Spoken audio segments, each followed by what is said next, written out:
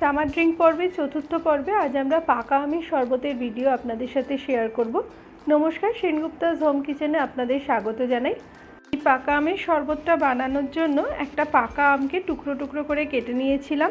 এবার একটা ব্লেন্ডিং জারের মধ্যে 1 বাটি পরিমাণ পাকা আমের টুকরো দিয়ে একটা হাফ লেবুর রস চিপে দিয়ে দিতে হবে। সাথে সাথেই 6-7টা পুদিনা পাতা, সামান্য একটু আদা বাটা, 1 টেবিল চামচ গুঁড়ো চিনি, হাফ চা চামচ কালো নুন বা বিট নুন দিয়ে খুব ভালো করে ওটাকে ব্লেন্ড করে নিতে হবে। আমার কাছে গুঁড়ো চিনি ছিল তাই আমি গুঁড়ো চিনি দিয়েছি, আপনারা চাইলে গোটা চিনি ব্যবহার করতে পারেন। এবার খুব ভালো করে ব্লেন্ড করে নিয়ে একটা বাটির মধ্যে আমের ওই পাল্পটাকে ঢেলে দিতে হবে। এবার ব্লেন্ডিং জারটার মধ্যে কিছুটা জল দিয়ে খুব ভালো করে গুলিয়ে নিয়ে আমের পাল্পের ওপরে ওই জলটাকে দিয়ে খুব ভালো করে মিশিয়ে নিতে হবে। এই সময় আমি চেখে দেখেছিলাম, আমটা যেহেতু একটু টক ছিল তাই একটু চিনির দরকার ছিল বলে আমি আরও 1 টেবিল চামচ গুঁড়ো চিনি দিয়েছি।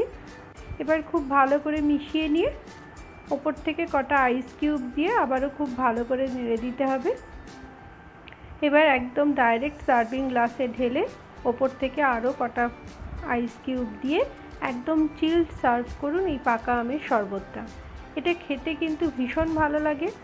আদা আর পুদিনা পাতার একটা হালকা ফ্লেভার আমের এই শরবতটার টেস্টটাকে অনেক গুণ বাড়িয়ে দেয়, তাই চেষ্টা করবেন আদা আর পুদিনা পাতাটা ব্যবহার করতে, তবে খুব সামান্যই দেবেন, তার কারণ এটা আমের শরবত।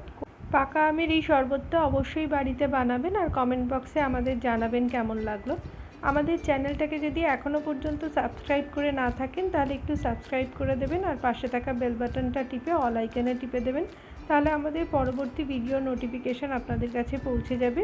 ফেসবুক থেকে দেখলে আমাদের পেজটাকে একটু ফলো করে দেবেন।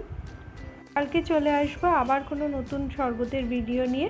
ততক্ষণ সবাই ভালো থাকবেন, সুস্থ থাকবেন, গরমে যতটা সম্ভব হালকা হালকা খাবার খাওয়ার চেষ্টা করবেন।